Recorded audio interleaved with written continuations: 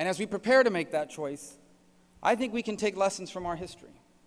For it is the principles of our founding that have made our nation special up to this point.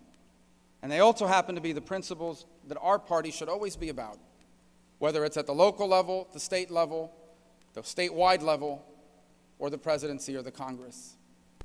What is it that made America special? 3 core principles that sadly some in both political parties have completely abandoned. The first is limited government. We know that every answer to our problems does not have a government solution. And the federal government is not the answer to every issue before this country. In fact, the federal government was defined and created to be a very specifically defined and limited government. It was not supposed to be involved in every aspect of our lives. We were never supposed to have the federal government involved in K through 12 education. That's why we don't need Common Core.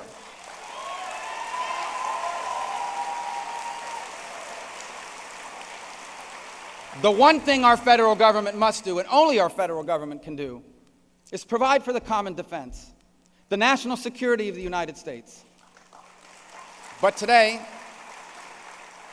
under this president, we are failing in that regard.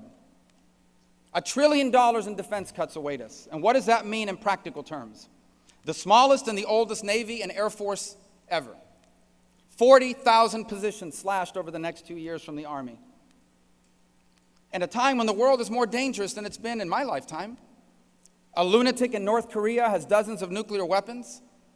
The Chinese are building up their military faster than any nation ever has, as they take over the South China Sea and hack into our computers and practice blowing up our satellites. A gangster in Moscow is sowing instability in Europe and now in the Middle East. A radical Shia cleric, which is what the Ayatollah in Iran is, a radical Shia cleric, is about to receive $150 billion of sanctions relief thanks to Barack Obama. And he will use it not to build hospitals and bridges and roads. He will use it to sponsor terrorism, to kill Jews, to kill Christians, to kill Americans. He will use it to build a long-range missile of his own.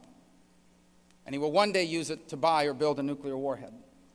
And as if all these challenges were not enough, we now have multiple radical jihadist groups across dozens of countries and multiple continents.